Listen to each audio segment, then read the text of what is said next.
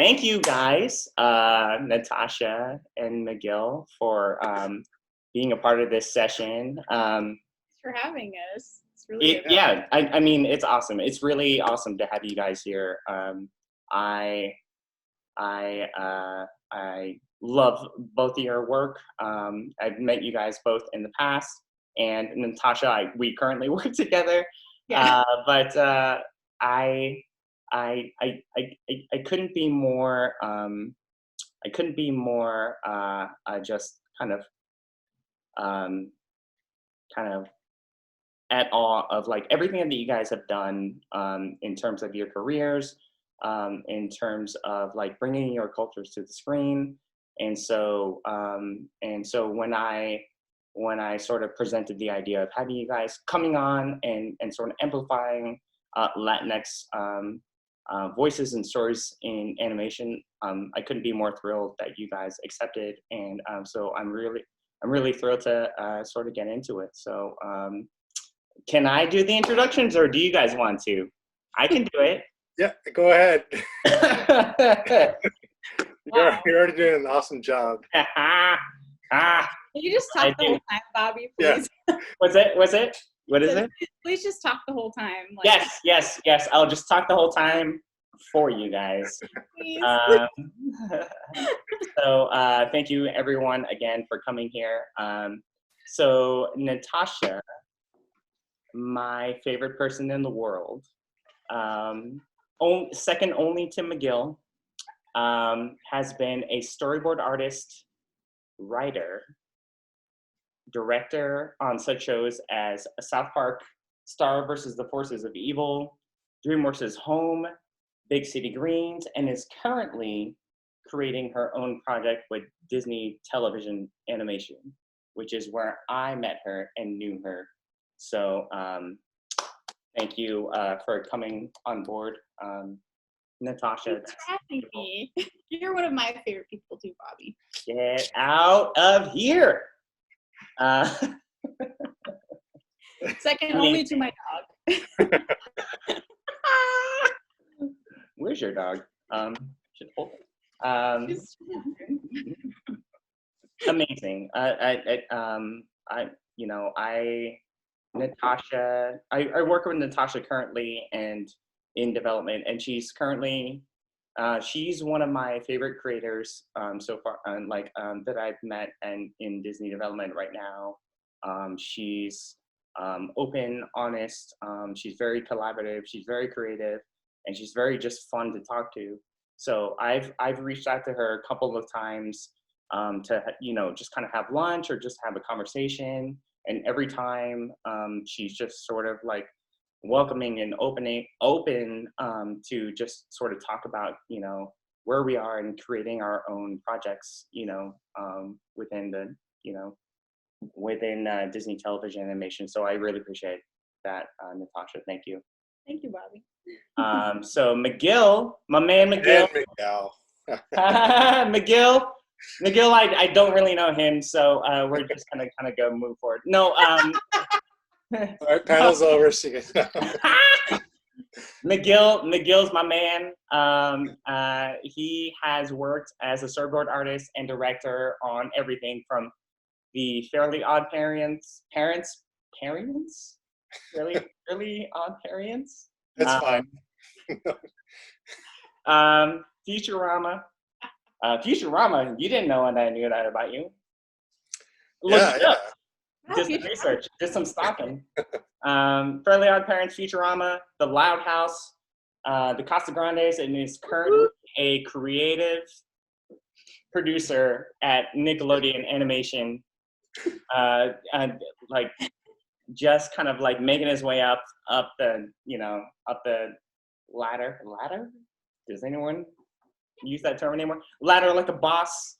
The border wall, more like it's like the border wall that we're climbing. I guess so. Yeah. You're kind of like, or that we're knocking down. That's what I mean. Yeah, I like it. So that. Miguel is currently, I don't know, a creative producer at Nickelodeon Animation. I don't know when that happened, but it happened, and he's killing things over there. So It's great to have you here, man. Yeah, thanks for having me, man. Man, Huge fan of Bobby's. I oh always looked no, up no, to you're him. not. Get out of here. Say yeah. That's I have a picture on my wall here so I could get quarantine prison workout. I can look like Bobby when we get back to the real world, the normal life. Is Bobby your inspiration? Yeah. Yeah. Look at those guns, man. Yeah. Man, so everybody, so like so guys, thank you for coming again. I kind of wanted to start it off with I kind of wanted to just imagine that we were at like a bar in Silver Lake somewhere, just hanging out, us three, and I know that you guys haven't met each other before in person, so I'd be like, hey, meet my friend Natasha, meet my friend Miguel, and I wanted to sort of like focus the conversation around like that'd be rad if your careers specifically, your journey into animation, the cultural identity that you always seem to want to inject into your everything that you do, your work into animation. So let's get it started. All right. I think that okay. So I think one of the biggest things is I'm always curious about is like how everybody, because everyone has their kind of own path, into animation. So how and where did you guys grow up? What was your family and environment like? I'll start with you, Natasha. Like, I don't even know. Like, where did you grow up? How did you grow up? I never asked that before. I hatched out of an egg. I grew up in a nest. I don't have a mom and dad. I came out of an egg. So that's how cool. Oh, right on. No, I'm just kidding. Oh. Joke. Oh. No, actually, yeah, we never talked about this. We never talked about this before. We never went deep. We never went that deep. Let's go deep tonight. Let's go deep. Let's do it. Yeah. Yeah, I grew up right outside LA. I know, Miguel, I looked up your, I think it's like was it your Wikipedia or your IMDb? I looked you up, and you're from East LA. Yeah. That's what the internet said. It's funny because I'm sorry to interrupt, but when I first started in animation, my IMDb went to some guy from Spain who was born in 1960, and so everyone, they'll look it up and they thought I was like some 20-year-old veteran or 30-year-old veteran when I came in for an interview, and they just saw like a little kid from East LA. Like, what? That's not the same person. Yeah. You are not a like a veteran soccer player. Yeah. It's a popular name. So you're actually from LA. I'm not from LA. I mean, I'm from right outside it. I grew up in this place called the Inland Empire. Like all those cities, Rancho Cucamonga, Fontana, Rialto, Riverside, like San Bernardino County, like right outside of Los Angeles County. That's where I grew up. And, it's not like as rough as some places, but it's definitely not as like cozy as some places, I guess. So it has its ups and downs. And my family is bicultural.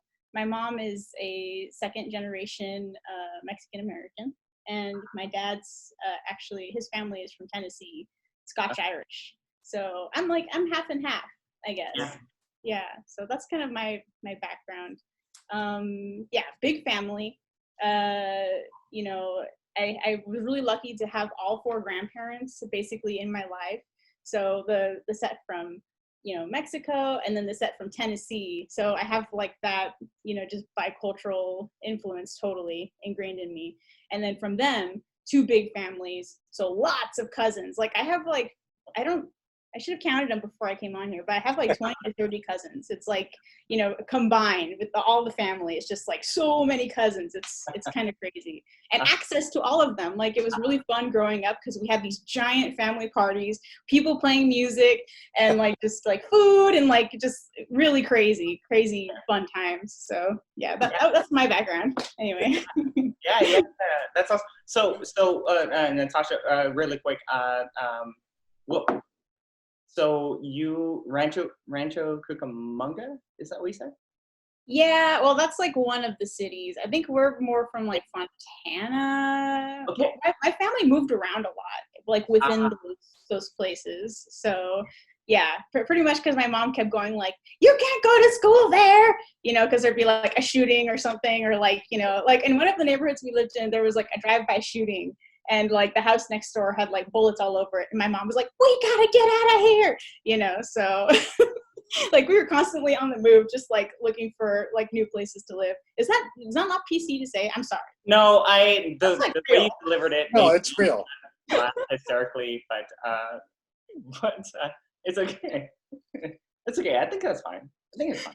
Okay, good. Good. What about you, Miguel? I was born and raised in Boyle Heights, East LA.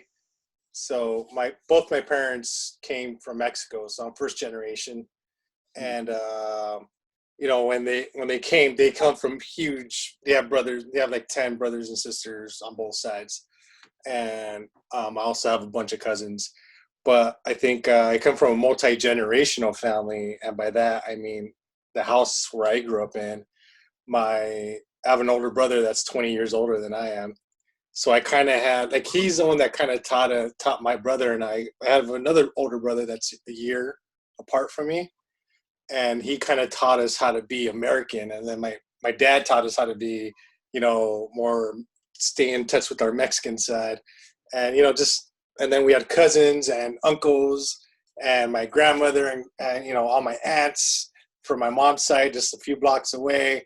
And we're all just living in one house and parties every weekend. And you know, I grew up in a rough neighborhood back in the early 90s. It was pretty rough. There's a lot of gang violence, a lot of the cholos, and you know, some of them ended up moving over to the IE.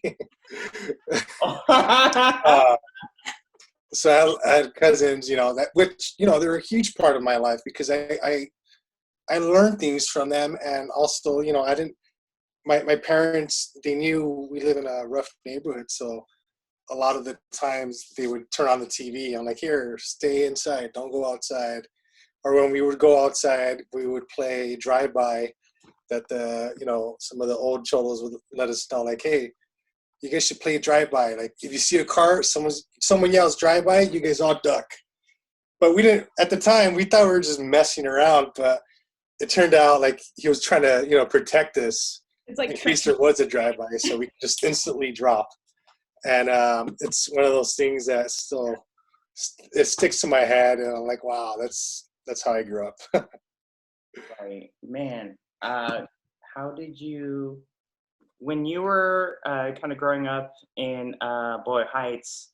I imagine that a lot of it. I mean, you know, beyond sort of kind of like the violence and everything else. I mean, I imagine that you sort of picked up specifically stories that only you can sort of pick up, right? I mean, just kind of like growing up in that specific environment, you know, and you know, it sort of colored the rest of your storytelling sort of prowess, like later on in life. I mean, you know, can you speak to that a little bit? Yeah, you know, I think I was one of the youngest cousins on both sides, and just, you know, being the youngest. And, you know, one thing that I always paid attention to, the way people spoke and just the way they dressed. And also, like, one thing that, you know, I'm trying to push forward in Casa Grandes or any project I move on to, just the different shades of brown that you see within family members. Like, my brother's dark skin. My dad was almost you know, he has Tarasco blood, which is like the native people in Michoacan. And so like his skin was red. And, you know, like when I get a tan, I get kind of that color. Yeah, it looked like Bobby when I get a tan. But, you know, I always wish, I'm like, oh man, you know, I came out looking like my mom's side. So I always saw that dynamic of growing up like, oh, okay, you know, Yeah. I get it. Because, you know, growing up in Boyle Heights, when I was walking from home, the cops would either pull us over and they'll leave me alone because I was light skinned, or they'll ask me, "Are you okay? Are they bothering you?" I'm like, "That's my brother. What are you talking about?" But That's not funny. I'm sorry. no, Yeah, no, yeah. it's one of those things where, you know, I started to learn like I could get away with things a lot more. Yeah. And you know, one of those things like, oh, okay, you know, let's say one day we're throwing eggs at cars. We grew up right next to the 5 freeway, and so, you know, sometimes when we're bored, we'll just throw eggs over the freeway wall, and cops would come, and everyone would give me all their eggs, and I'll put them in my sweater. I'm like, no, there's nothing, like, you know, they'll bother everybody else, but I'll just walk away. Yeah. Uh, Man. Sounding very familiar. yeah. So if I hit your car, if I hit one of your parents' car, I'm so sorry. But yeah, in Boyle Heights, we were, I think, outside of Mexico, we're known as like the most populated of just Mexicans in one group in East LA Yeah. and Inland Empire. It's, you know, I think first time I saw white people, obviously on TV, but when I went to college or when I worked at Disneyland, Yeah. it was just like culture crash for me. I was like, whoa. My God. Yeah. You worked Yeah. it. We'll get into that later. Yeah. What were you saying, Natasha? Did you have a? Oh, I was just saying that sounds really familiar, like all the different shades that happen in the family. Like, I mean, me and my sister were like a year apart, but you know, I'm like the dark sister, and she's like the light sister. So it was always like people would look at us and go like, "Are you even related? Like, you don't even look like you're related." And it's like, "Yeah, she's my sister." But even then, sometimes my sister would she would try to like pass at school. So like if I came up like the little like, you know, like brown sister, she'd be like, "Get out of here," you know, like she's trying to hang out with like the cool white girls. Oh, no. Which is really funny now. It's funny now. Oh no. It's not funny now. Okay. Yeah, color is it? They have this saying like, you're the niño de lechero, which is you're the milkman's son. So I heard that my entire life, and I was like, I don't get that. What are you talking about? Someone said like, oh yeah, you know, I think I do look like a Latino Dean Cain. Thank you, Robert. Wow, people are just like, wow. No. People are just mean in the comments. I've heard that plenty of times. That's awesome. Yeah. It sounds Um, familiar. I feel attacked, Bobby. was that? I said I feel attacked. You should feel attacked. Well, also Dean Cain.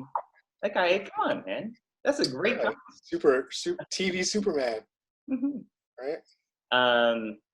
But you know, it kind of like one of the things I want to talk about too, of like, like even if it was just kind of us three, I would also want to know of just kind of like when you guys were growing up, how, and, you know, and growing up in the U.S. and kind of like being born here and kind of being the child of being a second generation, you know, Mexicans or Filipinos.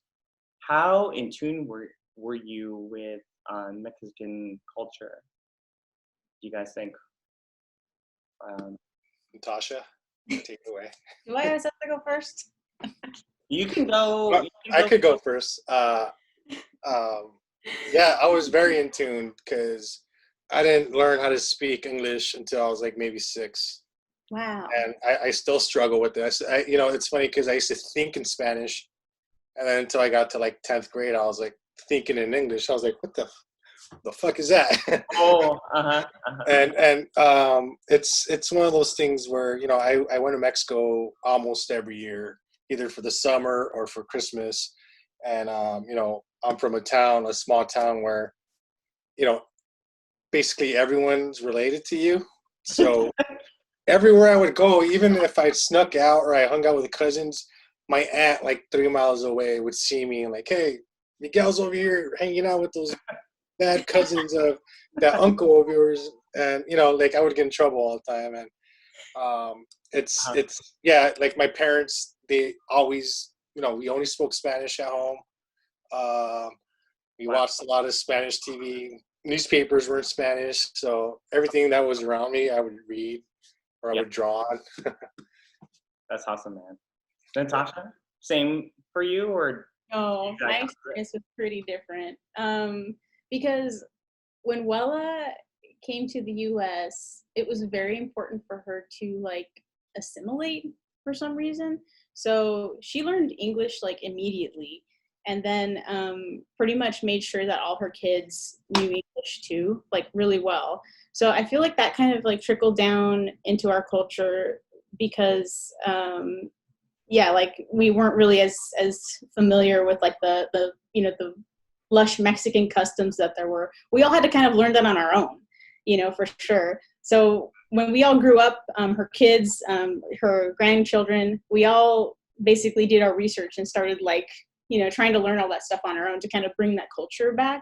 And even then, I feel like Wella, if you're from a place, you bring that with you, whether you want to or not, you know. So like growing up and seeing, you know, my white grandparents versus like Wella, you know, the way she lived, it was very, very, very different, you know, and it could be kind of like a culture shock, you know, but since I was like instilled in that, it didn't feel weird to me, you know, it just felt like this is Wella's house and it's completely different because she's Wella, you know. I never really thought it was because she was like Mexican, you know, but now growing up, I had that lens of like, oh, this is why she did, you know, things a certain way, is because she had that heritage. So it just sort of becomes naturally ingrained in you, like even if she was trying to kind of like suppress that side of herself, I think. But yeah, that kind of trickled down a little bit where you know, her wanting to assimilate really hardcore, which might have been like some sort of survival technique for her. Like maybe she felt like, you know, I need to like reject that part of myself just so I can survive in this new environment in the US. Like I feel like that has kind of become our culture, you know, like we're kind of more ingrained in the US culture versus like the Mexican culture, which really makes me sad because I feel like that's a part of myself that I've had to explore on my own. And because I wasn't like, it wasn't instilled in me as a kid, I feel like that's something I've kind of missed out on a lot.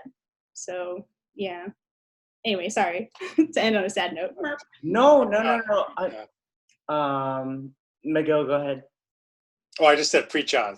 Uh, Yeah, but I wanted to say one thing. One of the things,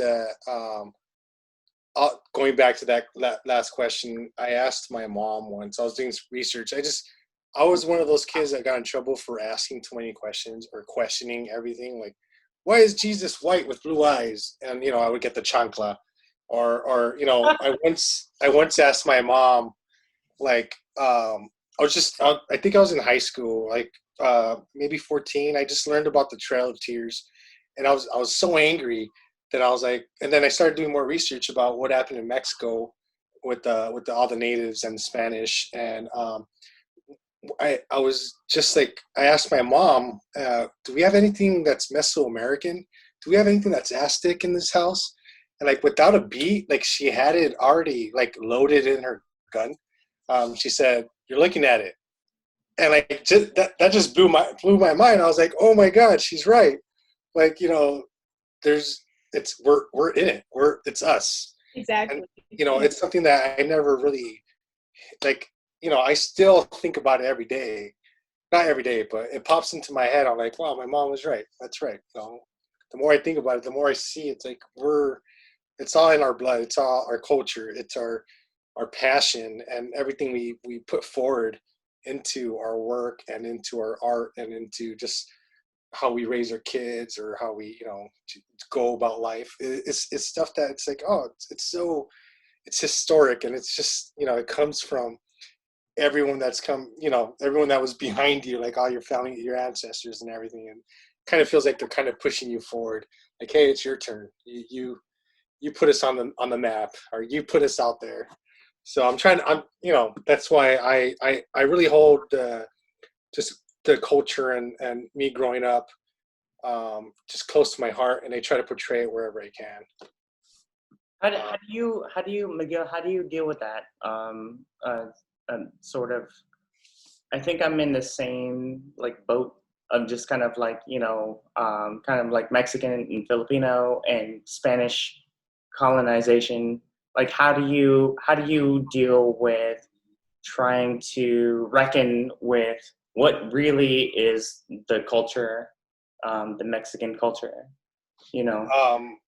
I mean, I'm really looking into trying to learn like the Nahuatl. I'm gonna butcher it, but it's Nahuatl. It's the language that the people in Mexico, the Mexica, used to speak, and just finding out that some words still carry in the Spanish language, like nopal, which is cactus, and certain words like my daughter's middle name is Citlali. So I just certain things that I'm learning that I learned in college, or I learned on my own, or I learned from Rage Against the Machine. I want to teach her. I want to show her like, hey, this, being brown is beautiful. Like, I'm luckily my wife's a little darker skin than I am, and she got my wife's skin color, which is amazing because she's not going to look like a lobster after she goes to the beach. But it's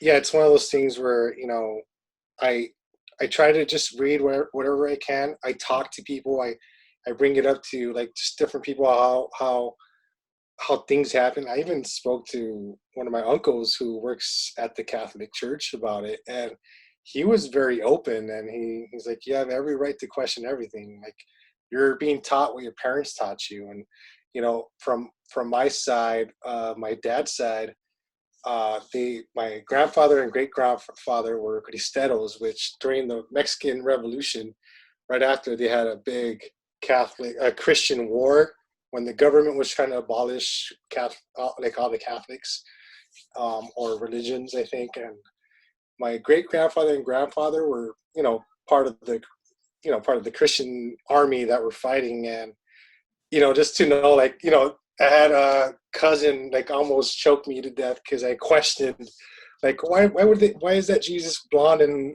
white? And this happened in Mexico, and I learned a thing or two where I know not to speak up or not to say something that's going to offend someone. But everyone has a right to question whatever they want. But it's one of those things. Like I think in the Philippines, you guys killed the first Spaniard that showed up, right? Well, your ancestors, which the Aztecs or the Mexican people should have done. I think that's a lot, and that's a huge thing too.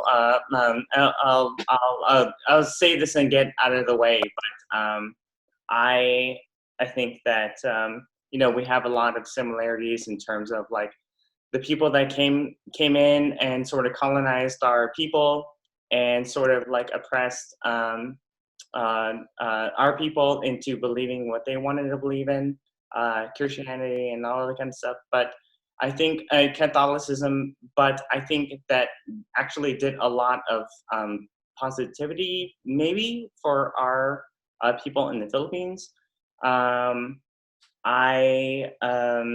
It's kind of crazy to think that like one country, this is getting into a history like sort of thing, but like it's kind of crazy to think that one country kind of came across and did everything to Mexico and the Philippines and everywhere they wanted to go.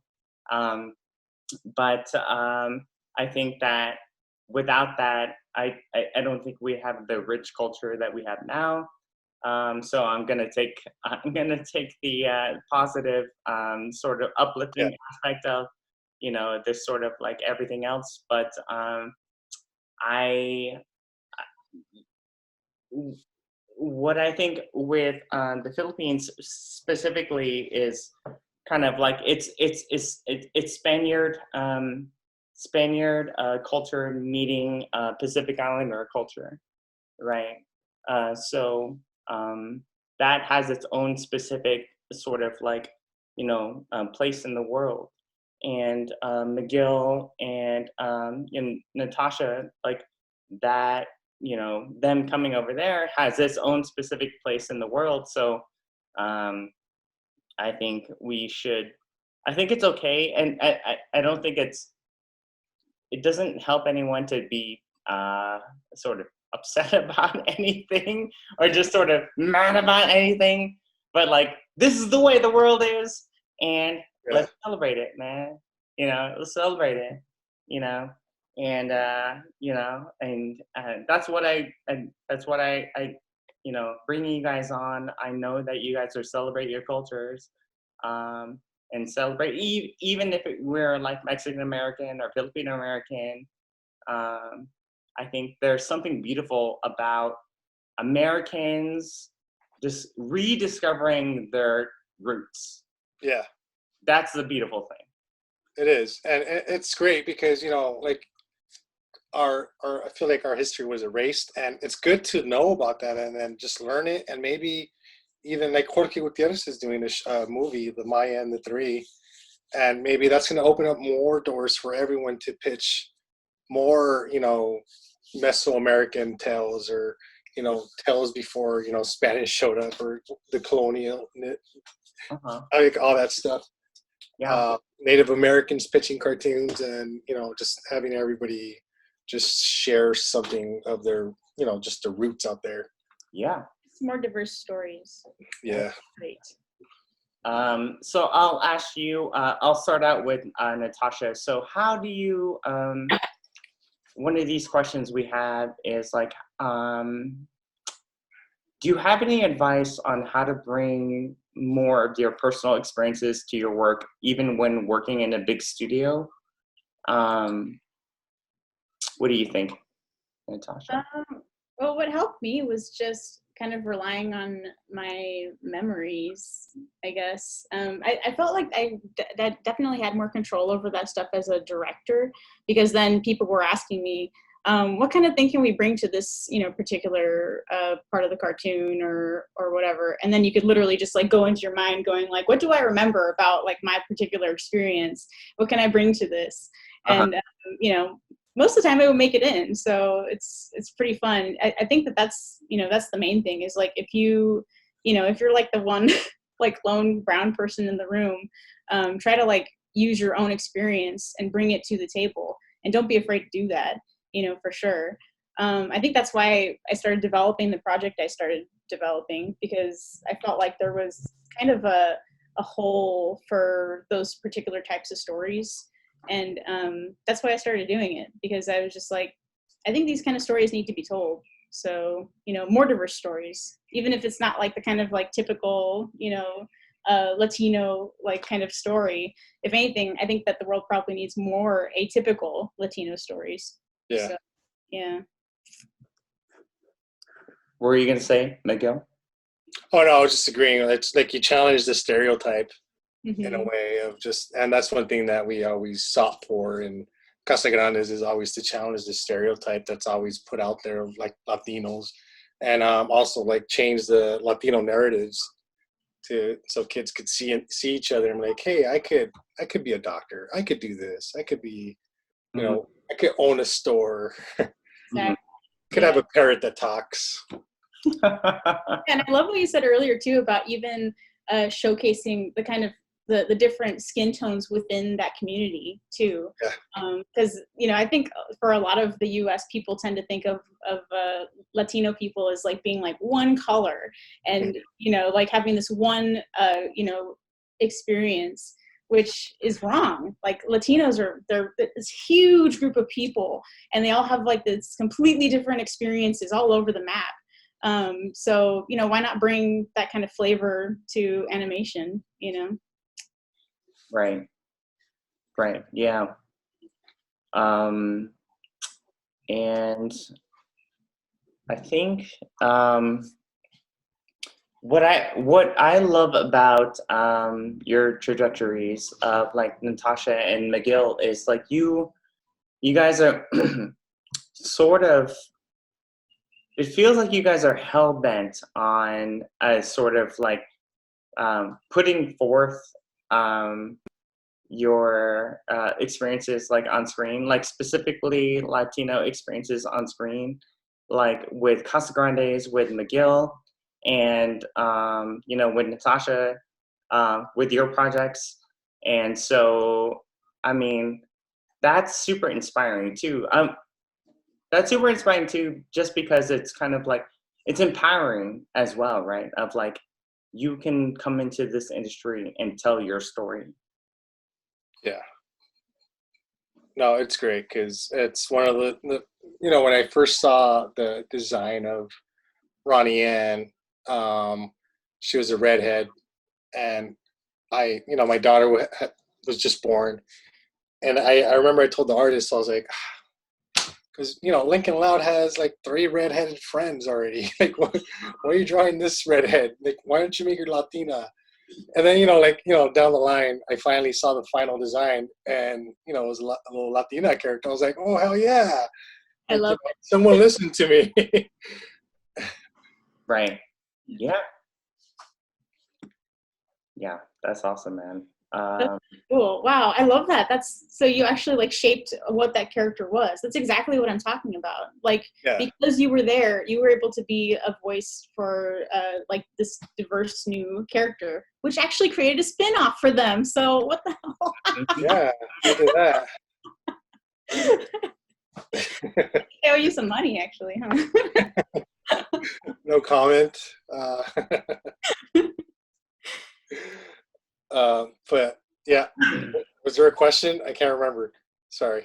No. I think let me see Q&A. I don't know if I opened it up, but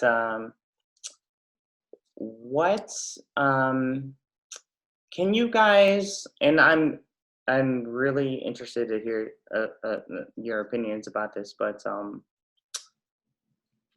can you guys speak to the importance about seeing your culture represented on screen and what that means to you? I know that weighs deep in my heart, but can you guys kind of speak to the importance on kind of representation and inclusivity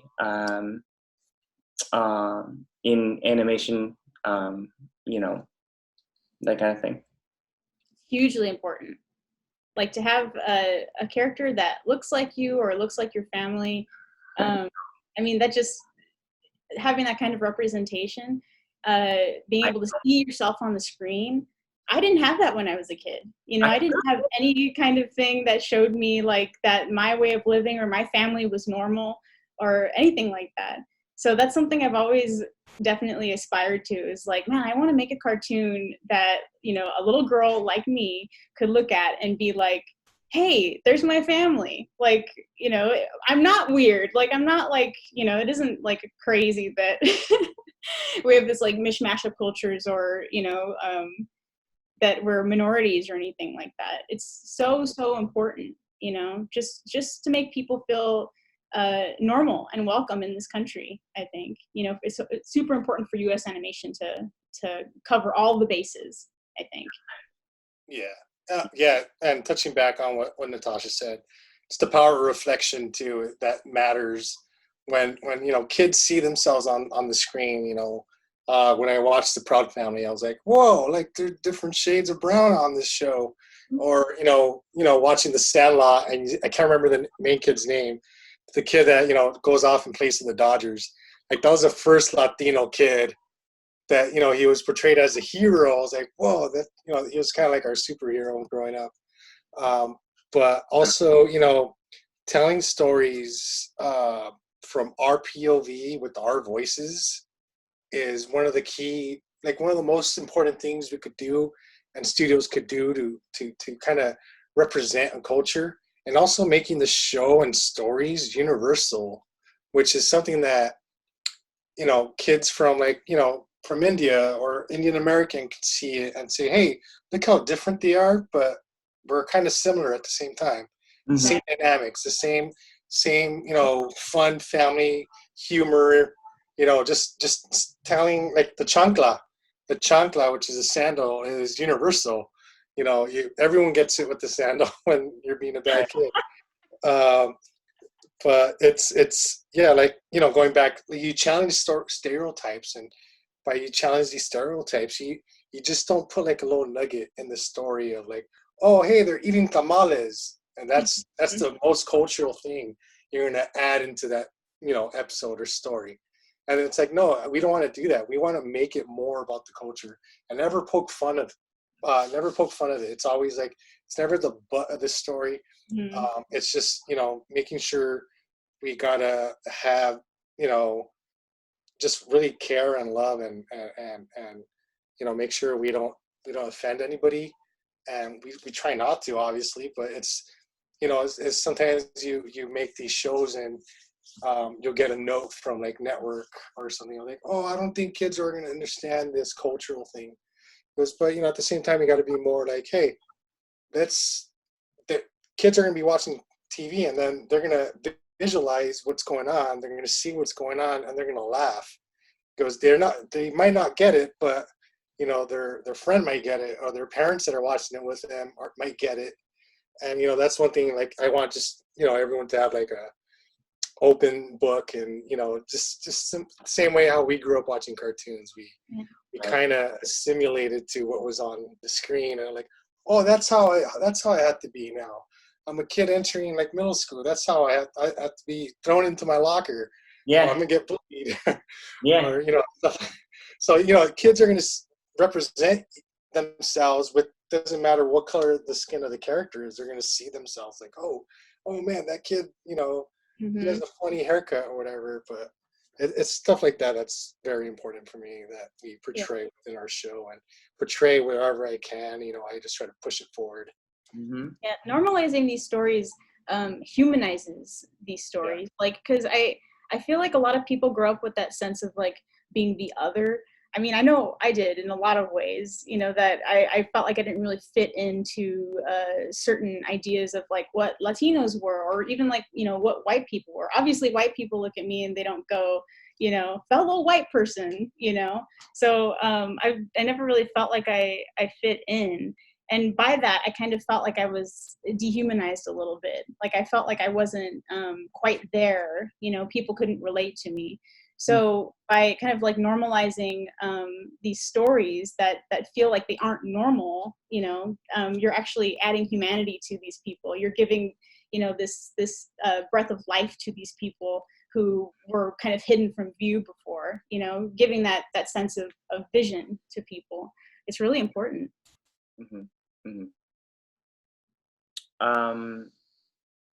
Do you guys mind like looking at a few of these like Q&A questions? It doesn't have to be too long. We can stop at 8 to respect your time. But sorry, Antonio Garcia says when you are why are you laughing? I'm just reading some of the comments. I'm sorry. I'm just glad people feel. I thought you were making fun of the way that I. No. I'm reading some of the comments, and I'm like, oh my God, there's people out here who feel the same way that I feel, and it's heartwarming, because I mean, that's why address it. You can address it if you want. Yeah. Because you can address it if you want. I think Natasha, I think you can address it as you want. I think it's 100%. I mean, like everything that you're kind of feeling, I think everyone kind of feels, and I don't even know how to sort of discern that kind of like story stuff sometimes. I mean, like, I don't know how to pitch in front of people. By the way, Natasha is thriving at Disney TV. Mofos. She is. Yeah. I feel really bad if nothing comes with this Bobby. So whatever happened to that Natasha chick? Nothing. But thank you for your support. Wow. Yeah. Disney execs, you're watching this now. Greenlight it. That's so funny. I maybe shouldn't have said that then. Actually, yeah. I just wanted to respect. I just wanted to. Can we cheers to your thing, Oh yeah. Thank you. Natasha? Thank you, Bobby. Water. Beep, boop. It means nothing to anybody else. Cheers to you, Bobby, too. You're doing great. And Miguel is too. Everybody's doing great. This is awesome. Man, get out of here. Try. So let's get into brass tacks. I don't want to keep you too long, Natasha. So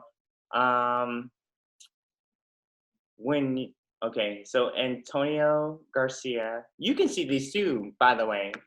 You're a panelist. Open up your Q&A thing. Q&A. Okay.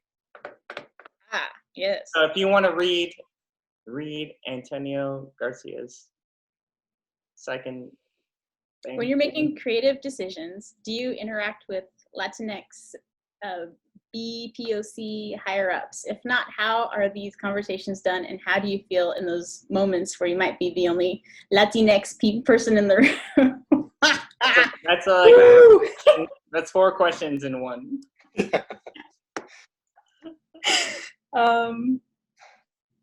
Yeah, I rarely interact with execs who are people of color, I guess. Rarely. It's very white. Sad. It's very sad. And I'm often the one brown person in the room. Brownish person in the room. I'm the brownest person in every room. Same here.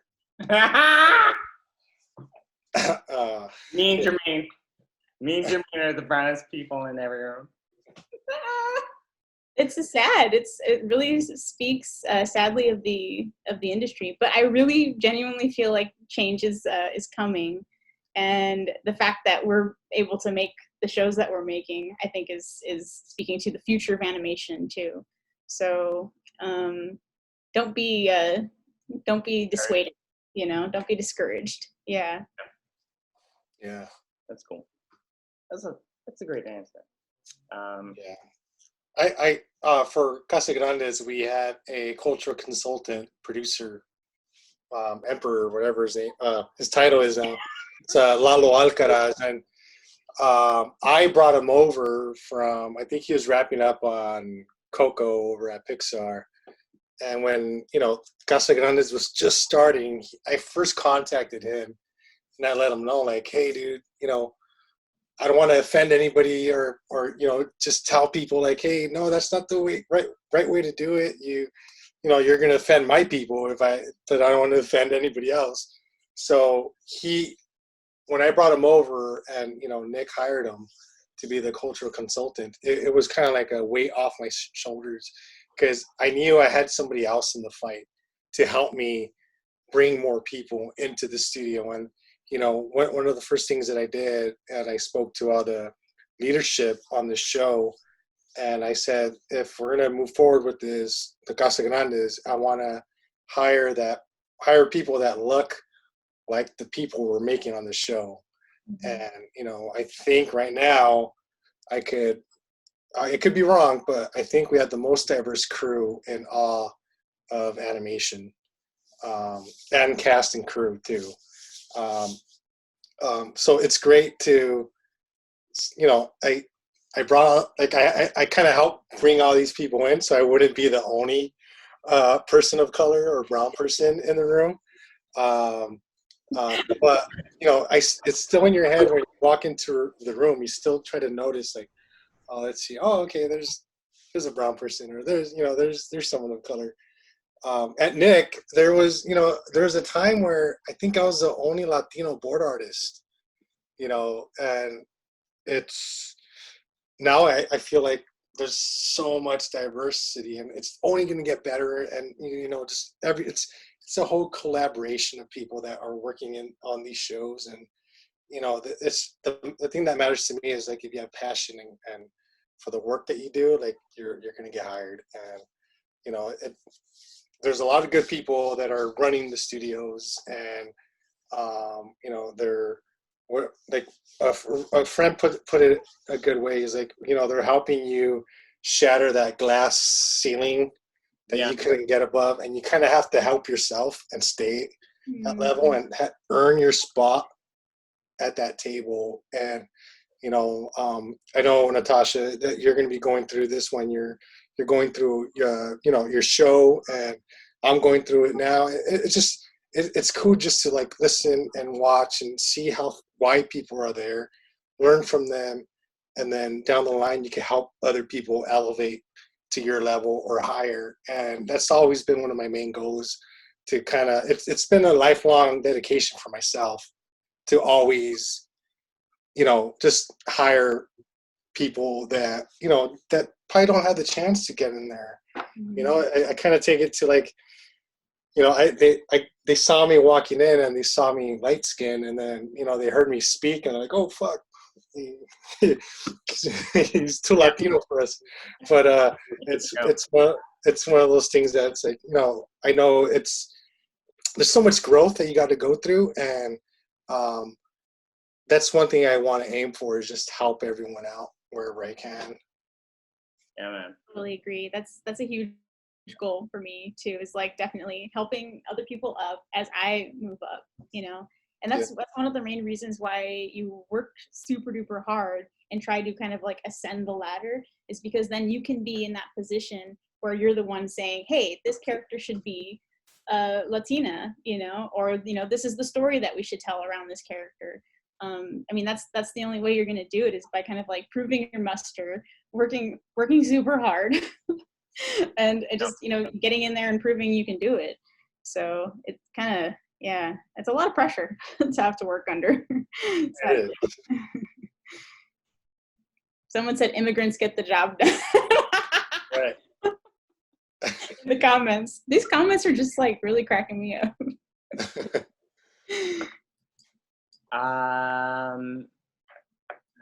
What is your advice?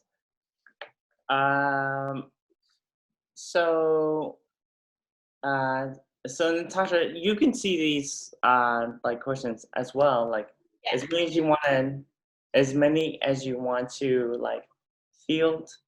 I think we're at 8. So yeah, we're at 8. I mean, I'm okay with staying a little bit later if you guys are. I could stay a bit. Do you want to answer any of these questions, Miguel? Miguel, do you see these questions? So if you pop up on your like Q&A. Yeah, I see them. Okay. We can sort of curate them a little bit. But what is your advice on maintaining a balance? Oh, we can do that. So what is your advice on maintaining a balance in exhibiting the colorful, unique aspects of culture? This is a great question, by the way. De los Martires croaked, and while keeping the atmosphere and characters genuine and relatable to a wide audience, and not to descend to a stereotypical depiction.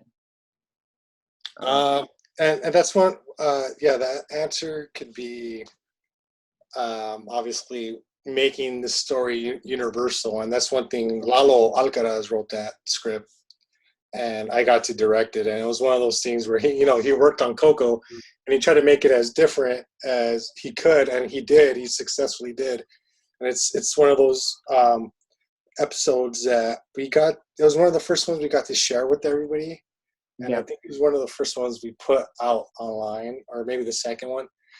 But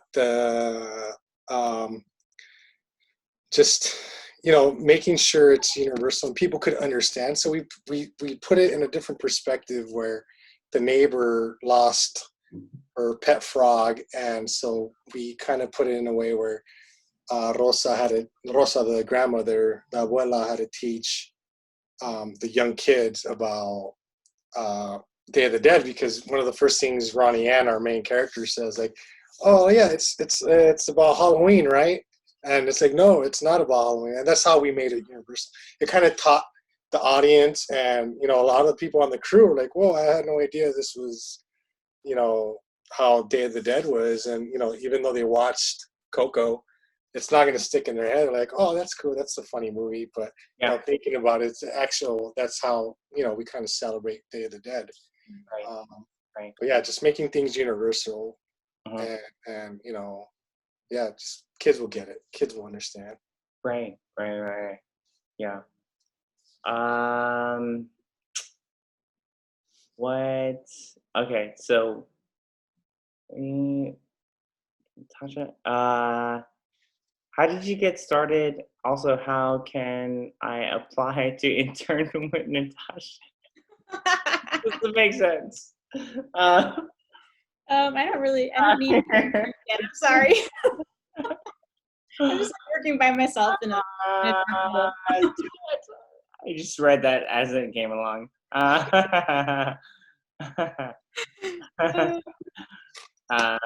Should I answer the first part of the question? I don't know. Should we both? Because, you know, how did we both get started? How did you get started? Yeah. Should I go first? Yeah, go ahead. Like college wise or like working wise? I would say like high school into college.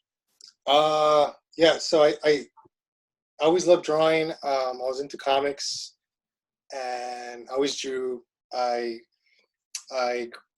growing up in a rough neighborhood, I learned how to tattoo, so I got to practice on a lot of the cholos around the neighborhood or friends, and you know they came back after and like, hey, fucker, your tattoo faded.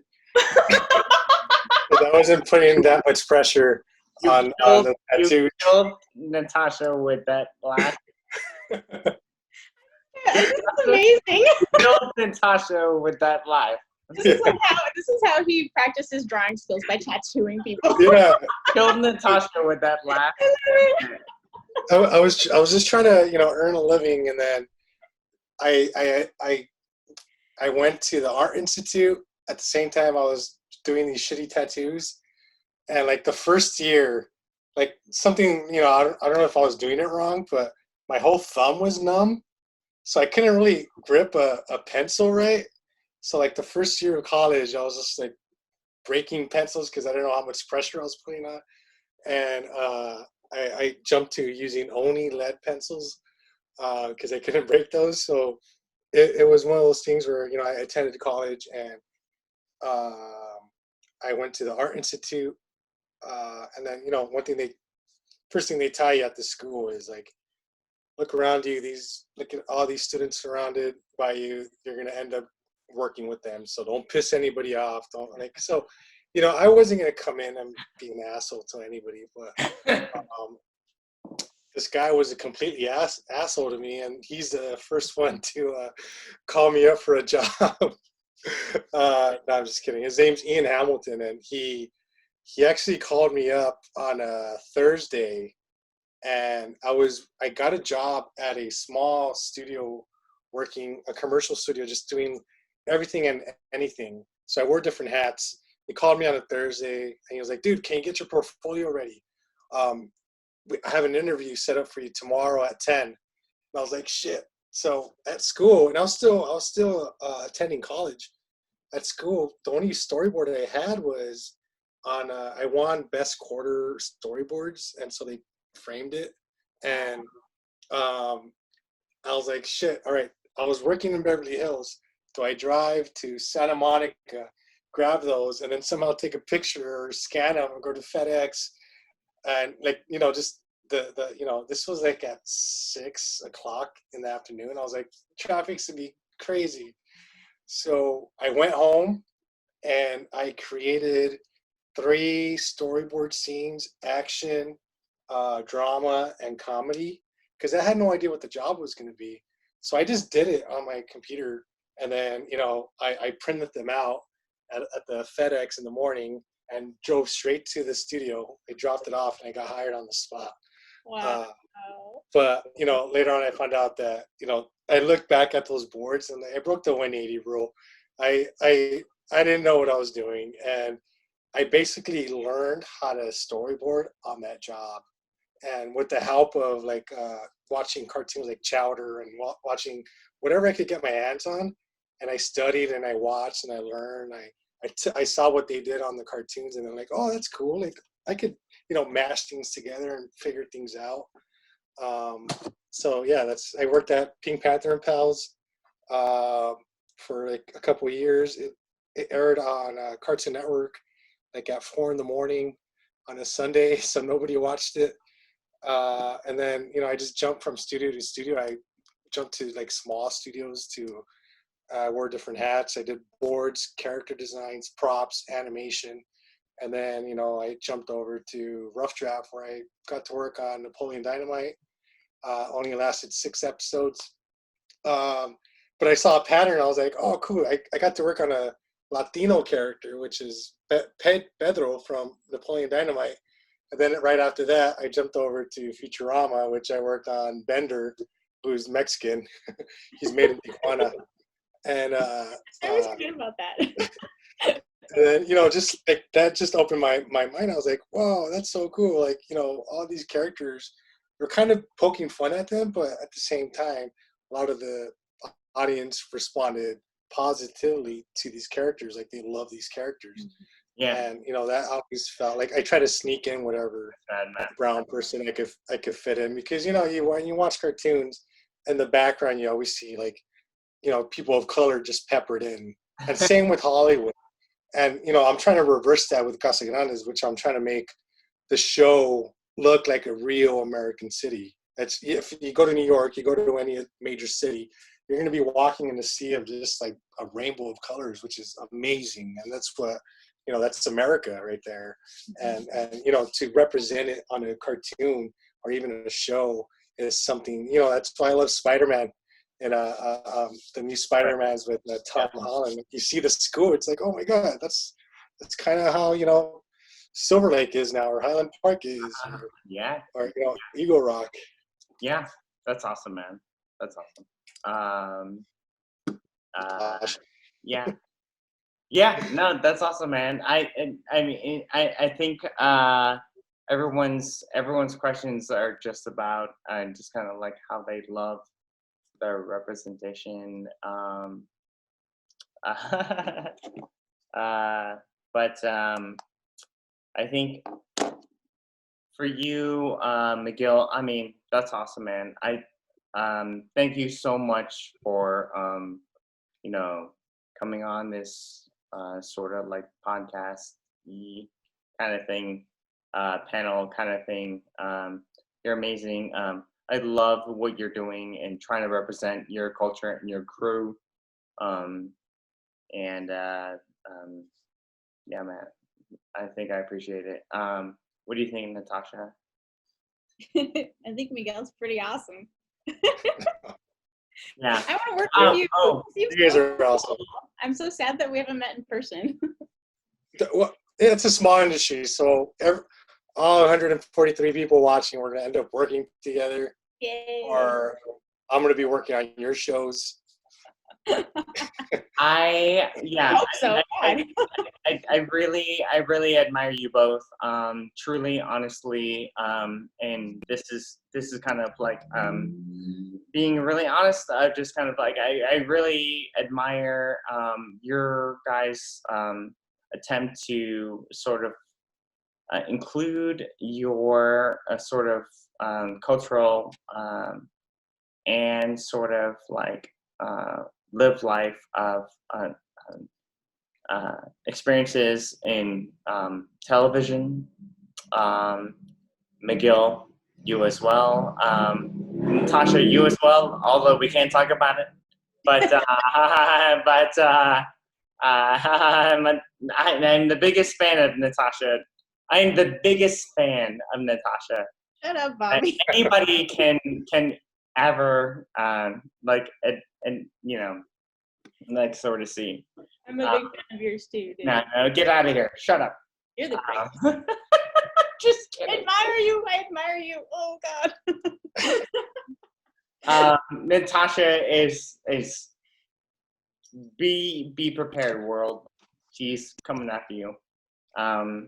And Miguel, like man, thank you so much for coming on and just talking about this stuff. I love that we're sort of trying to um, amplify our cultures in this way, even in the studio system. So Yeah. I admire the way that you're doing it. Thank you, And man. I'm Thank like, you. holy shit, how does he even do this? But I have a lot of help. That's why I hired a lot of people to kind of, so I don't go crazy. I'm like, oh my God, am I the only one fighting this fight? But it's good to have people there. And, going back to Bobby, Bobby's a walking studio. He could do it all. And I worked I directed this pilot for Disney, which is kind of like Casa Grande's. And, first thing they told me, I was like, oh, we're going to get Bobby in here. Don't worry. We can't nail down the designs. We're going to get Bobby in here. I was like, yes, please, come on.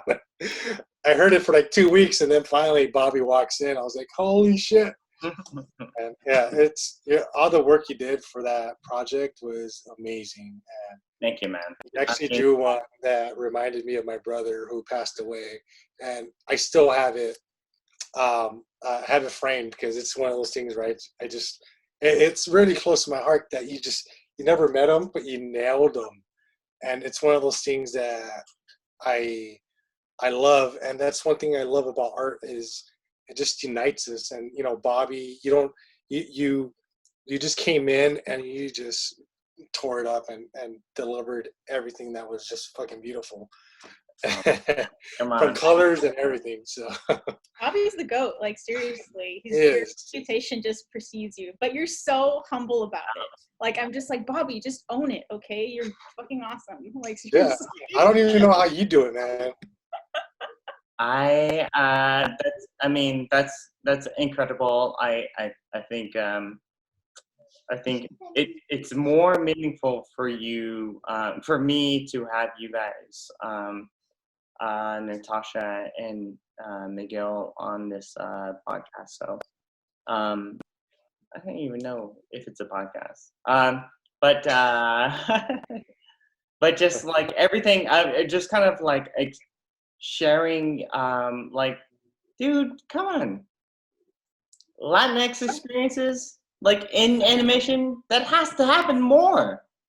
It has to happen more. Yeah, there's so many, Latinos. It's like, wow, how come there isn't more of them on TV? Like, this is kind of crazy when you think about it. It's such a huge population. No, it is, and I think in 20 years we're going to be like the biggest population in the United States. But at the same time, it's okay to have more shows. It's okay if you have another Latino show on your network. It's okay to just amplify those voices. There's different cultures that you could focus on, or it's okay to have 2 or 3 different Latino shows on one channel. Especially with this explosion of like streaming, like there's so many possibilities now. There's so much content. It's like, why isn't there more kind of like ethnic content? I don't know. There's so many possibilities. So I don't know. It makes me sad if there's still that line going around of like, oh, we already have like the brown people show or whatever. That's actually stuff that they used to say. It's like, oh, we already have a girl show. We already have this show, a black show. Like, why do we need another one? It's like, because this represents real people. You need that. Yeah. Well, anyway, sorry, Bobby. No. Well, with all the events going on in the world, it's historic right now, and you're going to see a lot more of these stories coming out, a lot more of these shows being represented, and now is the time that everyone should start pitching. Everyone, start working on your shows. Tell it from the heart, pitch it, and then hire Natasha and I once we. Right. I was gonna ask, and this was on my like sheet.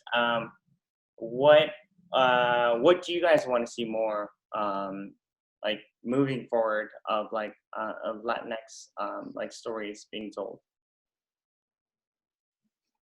I mean, I think I spoke to this before. Just more diverse kind of Latino storytelling. It feels like there's been this kind of like monolith of kind of like what Latinos are. And it's not that I disagree. That is, yes, a flavor that, exists. But there's also, like I said, this huge population of people who all have different experiences. So why can't that kind of trickle into the entertainment too? Right. I don't know. That's my goal for sure, is to kind of show that cross section of like, what different colors Latinos can be, and like what walks of life they can all come from. My family is Mexican American, but there's a lot of different ways to kind of be Latino. So yeah, anyway, Miss America. Oh yeah, that's great. Yeah, we just need more everything out there, more normalize everything, normalize, tying up, a family from Pakistan cartoon, or, a family from, Fontana, stuff like that. How it is growing up in, Hawaii or in the Philippines, superheroes. I know, Bobby, you've been working on stuff like that, but just, we need more, superheroes that can represent every culture, which is great. Like Captain Native America. Yeah. Or, That is the Wait a hope. minute. So, okay, so what? And I'll end it on this. I promise. So, what is your Miguel and Natasha? Your next big sort of ambition or goal? Natasha, you want to- Well, obviously, I'm in development right now with this project, so that's my next big goal, is to hopefully make it real, and hopefully develop that next platform for like some kind of diverse voices, and hopefully Miguel will come work with me. Cool. Awesome, please. There's a chain around me, so for right now, I'm gonna bleed orange. I gotta bleed orange. Fine. So Natasha, I think, to make it clear, Natasha is going to, she's going to thrive telling her story, and just sort of like make that thrive too. Right, Natasha? Yeah. Oh yeah, definitely. That's my goal. That's the hope, for sure. I wouldn't say no. I wouldn't say no to freelance. Just to let you know. Oh. Thank you for that. Okay. Mcgill, Okay. What's up? Hopes and dreams. I'm currently developing some projects right now. Getting ready to pitch. I've always wanted to venture into feature, and it's good to have these goals in front of you.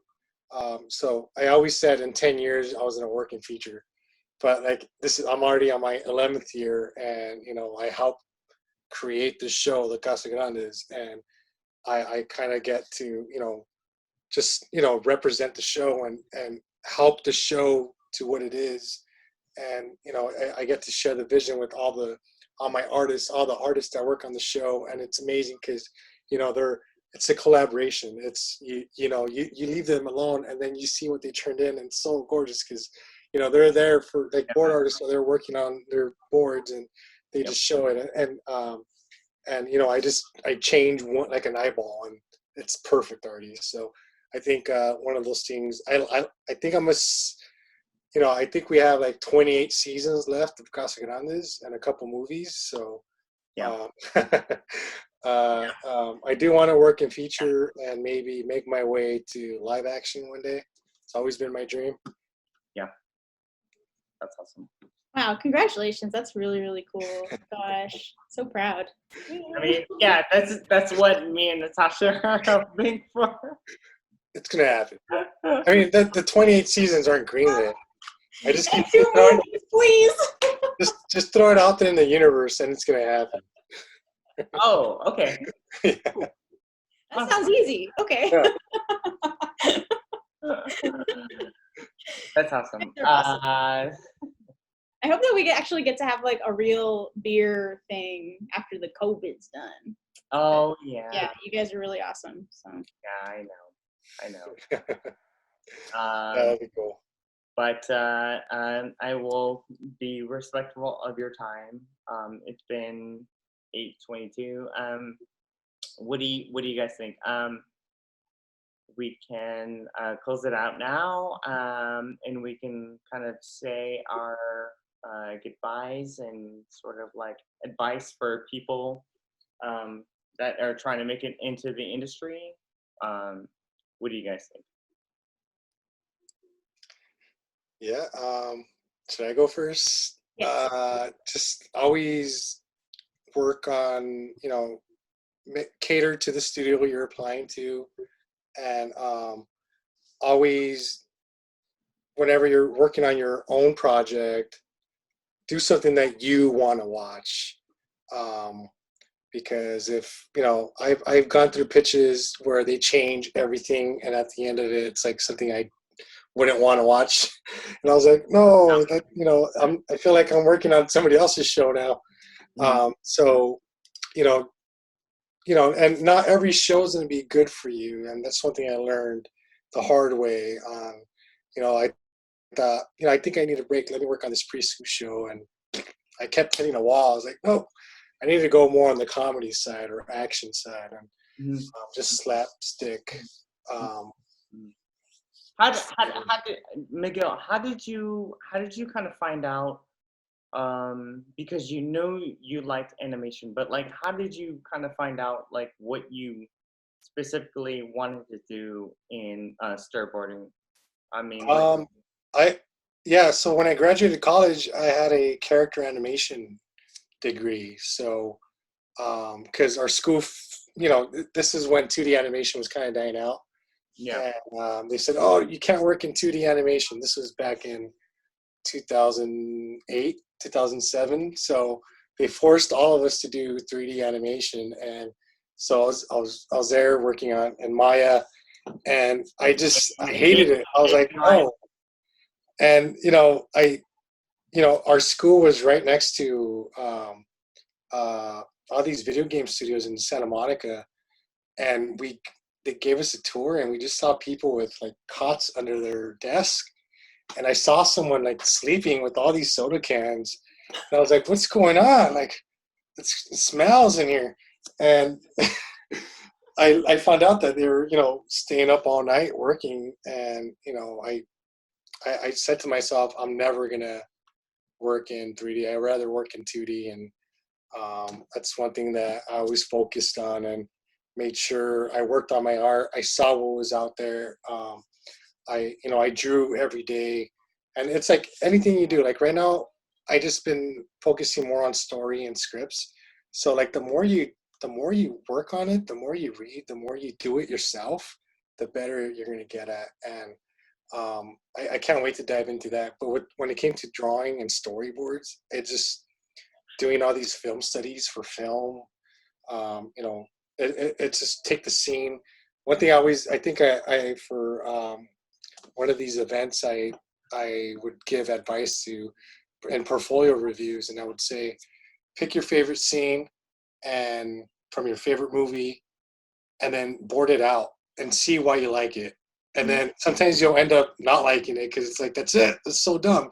Or you realize like, whoa, there's like so many moving parts in this camera, and that's one of the things where you start building like these folders in your head of like, oh, different shots. So when down the line you're working on a script and you're like, oh, then this happens, there's an elevator scene, boom, that's right, I did a film study on this cool elevator scene from Drive where the guy smashes the other dude's head in. I was like, oh, I could use some of those shots. You just start practicing, you start kind of coaching yourself to like watch and just like take mental photographs of like different scenes and why you like them. I don't even know what your question was, Bobby. I forgot. That was rad. That was awesome. I mean, I think And I covered all the bases, like really, yeah, really. It's like, stay true to yourself, but remember the industry is an industry. So Yeah. like try to make yourself marketable to what's out there, and then practice. God, I give that exact same advice. Like, if you like a scene in a movie and you want to be a storyboard artist, just break it down, like just thumbnail it, see why it is that you like the scene, or if there's a scene you don't like see if there's a way you could fix it. But yeah, that's all stuff you just said. You were amazing. What You're just an amazing person. You said it in shorter words than I did. I took on like 20 minutes of. Natasha, when you are looking at those, breaking it down, like, what are you looking for? I mean, like, can you extrapolate a little bit? Like, I mean, I'm just really looking for the things that like move me, really. Because if it's moving me, then that means it's working. So whatever that sequence of shots is, whether it's close-ups, medium shots, or maybe it's literally just the way that the camera has like moved between all these people. The way that you frame your camera is very specific. That's a very specific way to tell stories. So every shot means something. And so when you learn how to break those things down, it just kind of adds to your storytelling prowess, I guess. Mm-hmm. So yeah, blah blah blah. Sorry. No, that's good. Story. Let's take your notes. And you never stop learning. That's the best part. You never stop learning. Exactly. You're always learning. I was gonna say, so can you guys talk to me about beyond the technical aspects of it, like how you guys interject your personal aspects of your life into your story portfolios? Does that make sense? Is that a weird question? Into storyboard. Yeah. Sorry. Oh yeah. I guess I'm like looking into Natasha, just kind of like how you guys incorporate, because you and Miguel are like a huge perfect example of just kind of like putting yourself your life experiences into your character design portfolios. But I'm wondering how, I guess I'm just kind of wondering like how you would implement that into your work despite working for a big studio. Well, sadly for me, I feel like they've kind of become separate things. I mean, if this project that I'm working on goes forward, then that will become part of my portfolio, obviously. But for now, my professional portfolio just has to do with like the shows that I've worked on. And then all of my kind of personal outlets is in my personal work, which is on Instagram. It's, like all my comics and drawings, sketchbooks, all that kind of stuff. I think that all kind of filters into my portfolio. And actually, that's I think how I get kind of like noticed for jobs, because people kind of look through social media for kind of like all the new talent or whatever. Like I've gotten a lot of jobs just based on kind of like my personal drawings and comics on Instagram. So I guess that has kind of furtively become my portfolio. But then I still maintain my professional portfolio that shows, yeah, I can also do storyboards and stuff. I'm not just like doing, personal cartoons.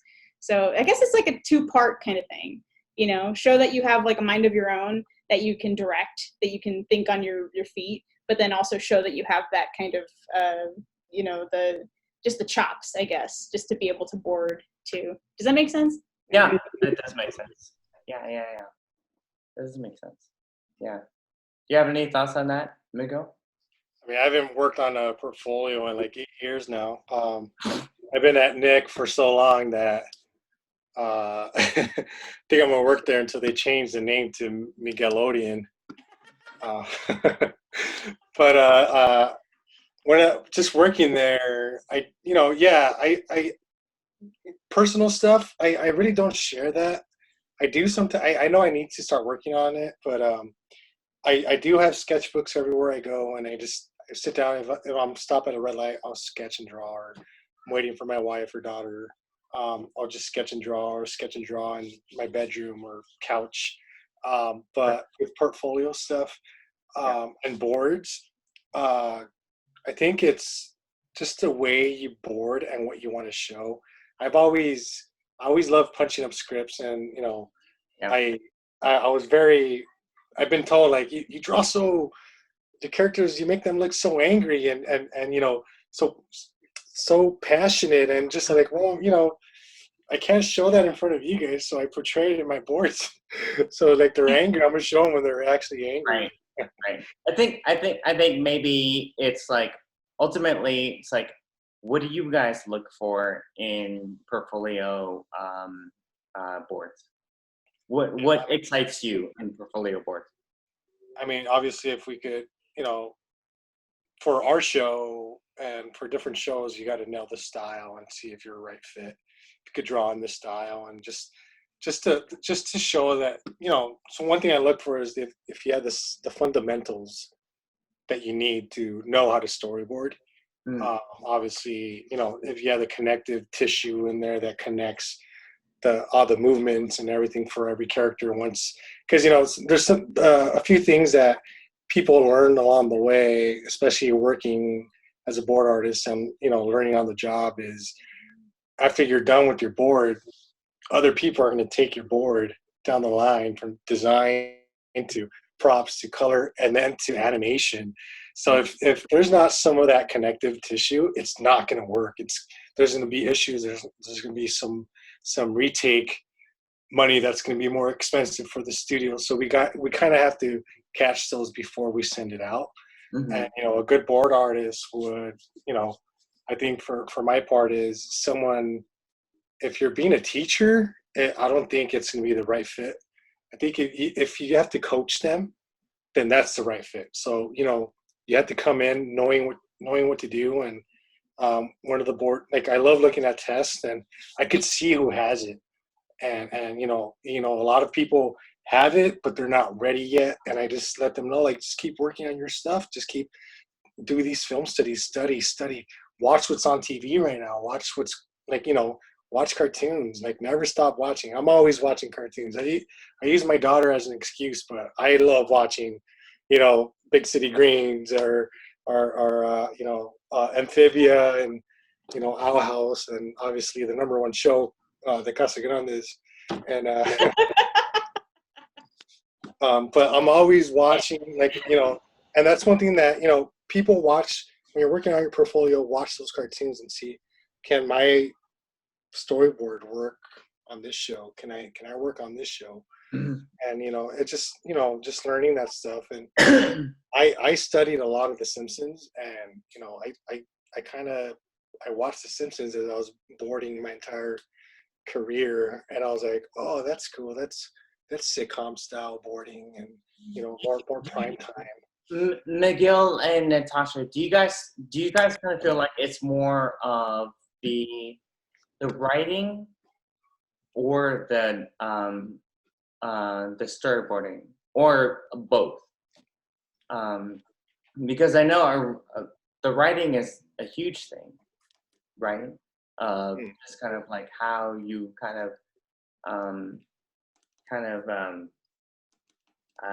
sort of say, oh, this kind of person is this artist is right for this like show, or is it I don't know. What do you guys think? It kind of depends on what kind of show it is. Because if it's a board-driven show, then yeah, the writing's super duper important because the board artists are going to be writing it. But if it's a script-driven show where the jokes are already laid out, then it's really more about, like, do they have the kind of technical skill to kind of carry off this board, or can they even visually tell the joke in the style of the show? It's just like what Miguel was just saying. Is like, it's all about, like, can you emulate the style? Can you literally, like, slip into the job day one and at least get close? Because if not, it's going to be kind of a struggle to just maintain this job, this kind of professionalism. So Right. Yeah, I think for the writing, it's a lot of the heart and soul of when it comes to our scripts, and then board artists just come in here and just, like, lay everything down, like, everything you can think of. And it's good to have some really passionate writers that pour everything they have in these scripts, and you could tell which ones have more heart than everything. And I love getting those scripts and just watching my board artists work, and just seeing it laid out and visualize and plussing whatever they can plus. And it is a kind of two-way street. It's a collaboration, like I've said before. And it's something amazing when it's finally done, and then it gets to all the designers and the amazing job they do. And just it's a full circle of like, just it's like a baby. It takes 9 months from the the pitches all the way to final animation, and then you see it and you're like, oh my god, it's something we all did. We all did this. Yeah. And there's definitely the idea of like plussing everything along the way too. Like I think that's what a lot of storyboard artists kind of pride themselves on, is plussing the script, like bringing whatever it is that you can to it. So the fact that there's like a lot of Latino people working on Casa Grandes is really a boon for that, because they can bring their own personal ideas to it, like hopefully from their own experiences. Man, I want to get a crew like that. That's just so cool. No, Really, and jumping on plussing, when you're taking a test for storyboards, I don't know if you could probably do it into character design, but for storyboards, every job I ever got in was because I plussed it. Like I knew whoever was looking at these tests, they're going to be seeing the same test over and over. So if you plus it, it's going to stand out. And you just got to stay in tune of the show's comedy and kind of guess what they're looking for, what they want, what you can get away with, and just plussing whatever you can. I mean, I'm always fighting for that, because some of the people we hired recently, they plus the storyboard tests, and they keep plussing the work that they're doing, every scene. And one thing I always encourage everybody: picture every scene like a test you're taking. You're competing with somebody else, and not to put enough pressure on board artists, but always, because that's the way I treat myself, is like, you're only as good as your last board. So they're only going to remember you from your last board. So you have to make every board awesome. And that's, I think that comes from my Mexican roots, from my dad always telling me to always work hard, échale ganas. And the other thing too is like, sometimes being the only Latino in the room kind of helped too. It's like, oh, they're gonna see Latinos as lazy or whatever. I felt that big time. Like seriously, I was like, I have to come in and just like really prove myself, not just as a Latina, but like as a woman. Like I was just like, I don't want to, make women look bad. Like I have to come in and just like knock everybody's socks off. Like really, it's a lot of pressure to kind of live under. So that's why it'll be good when the industry is more diverse. Then there won't be so much pressure on that like one brown person in the room. Yeah. Be awesome. I mean, what you just said, Natasha, was amazing, and I'm just wondering, there's a twofold thing of just kind of like, we have the opportunity to sort of knock everybody's socks off and just kind of take it on our own, and then also there's the added pressure of just kind of like, well, why does it kind of depend on us, like as like POC, people of color, that kind of thing. But what you just said was amazing, and I mean, I have both feelings on that. I just kind of like, well, someone like Natasha is going to come through and bulldoze everybody through, and then also, why does she have to be the person that has to bulldoze everybody through? Why is it on her? But I don't know. I don't know what you had to say about that. But yeah. Well, hopefully in the future it'll be different. Hopefully there'll be a bunch of bulldozers in the room. Right. We'll be just bulldozing each other. I mean, every wall they're going to put up in front of you, you just got to knock it down. And that's one thing I love about everyone I work with, is always there to help me, or they knock down walls every day.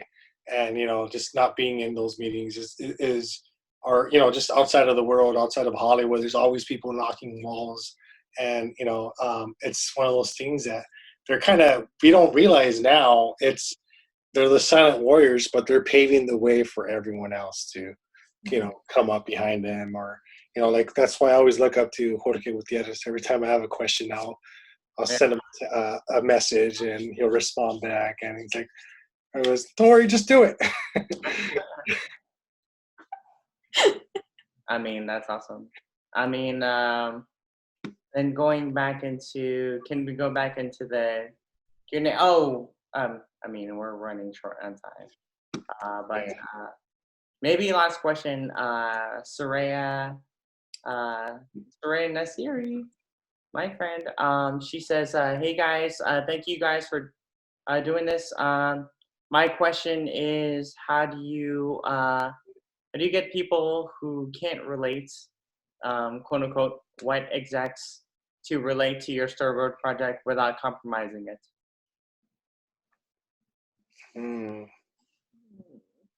I mean, is that like pitching a show, or just yeah? I think it's just kind of like pitching a show, pitching anything, pitching an idea, that kind of thing. I think, I mean, most of all, I know, Natasha, you probably went through this now. You're really pitching yourself, Yeah. and they pick you, they pick your project because they want to work with you, and they see a lot of potential in you. With me, I didn't really pitch Casa Grande, so I haven't really done that. So I think, Natasha, you could take this question on. Miguel, by the way, like on that point, was there any pushback on the pitch for Casa Grandes, like in the beginning? No, everybody was there, and I sat at a table with a room full of writers and execs, and I pitched them my story. I pitched them the way I grew up, and a lot of the characters are loosely based off of my family members and the way I grew up, and obviously certain little pinpoints here and there. Obviously they couldn't do the gangs, so they did a gang of cats, and it's a clean. Obviously you got to make a show where kids want to see themselves going to, or make it a safe place, and it was. Everybody put their heart into it, and everyone that worked on from the Loud House on the show, they just everything they did, like from the colors and everything, was a whole different palette from just the regular Loud House. That but staying true to the Sunday comic style.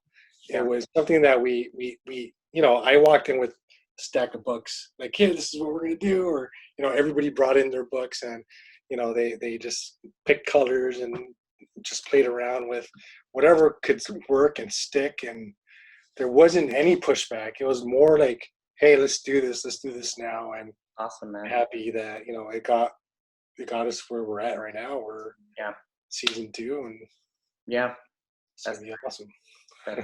That's awesome. It really shows too. Like the show is so rich. Like you really identify with the characters, but then there's still that veneer of this rich culture that everybody's a part of. It's really cool. It's such an achievement. Yeah, really be proud. And that's my favorite part of working on Casa Grandes, and working at Nickelodeon, is that we look from within for these stories. We look from within for the heart, for the culture, for anything that could just spark something. It could be like, oh, hey, we have 3 more spin-offs off this one episode. Let's make some more cartoons.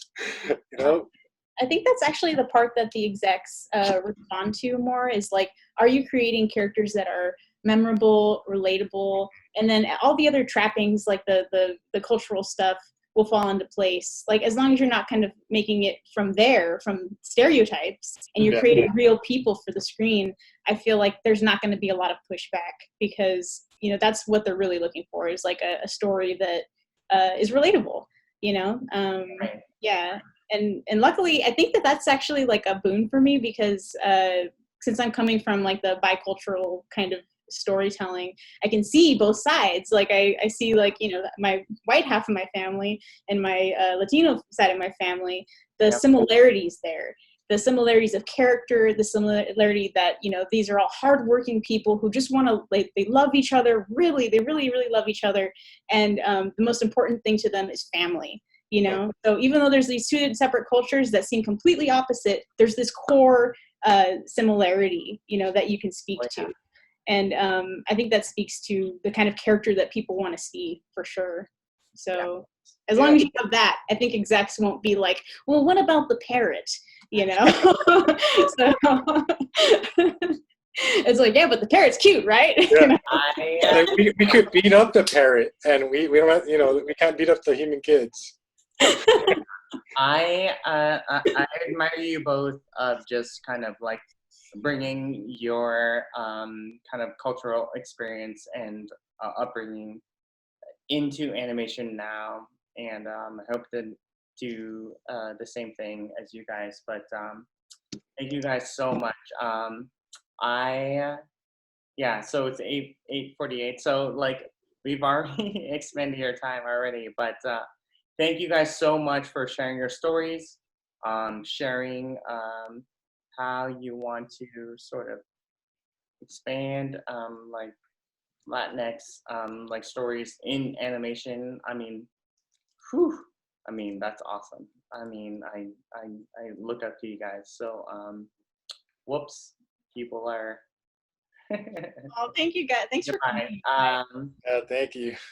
Yeah, Thanks but for having guys, us on. Miguel, Natasha, whew, I mean that was good. I mean that was so great catching up with you guys, and I haven't seen anyone in like 100 days, so it's good to see you guys and catch up. No, I'm just I know. Let's all get a beer when the COVID, when the Rona is gone. Coronas. and I, It's you a know, Corona. in all sincerity, in all honesty, I mean, Miguel, I'm so fucking proud of everything that you've done. Natasha, I mean, you know, like I'm so happy for you and everything that's happened for you at Disney TV. Thank you. And I'm privileged to know you guys.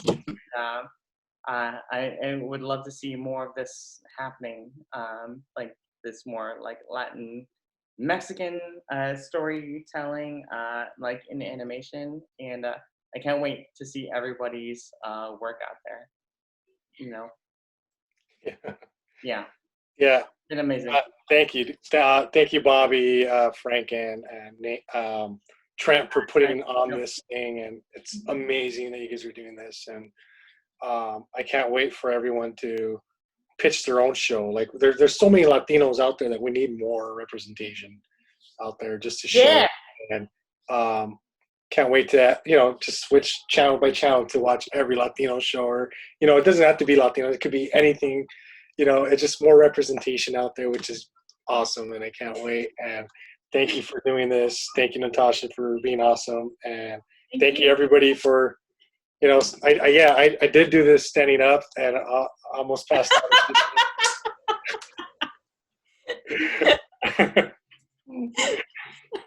Go.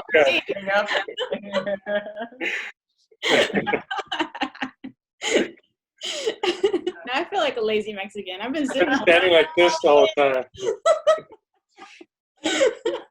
Man, and we're gonna thrive. We're gonna thrive. Yeah. And then Natasha, I mean, like, yeah, I'm so happy for you. It's gonna blossom and blah blah blah and everything else. And so we won't talk about it. But Miguel, Natasha, thank you guys. You guys are amazing. It was so awesome to have you on and talk about, you know, these sort of topics. And but thank you guys, and we'll keep in touch. And bye everybody. Bye. Bye.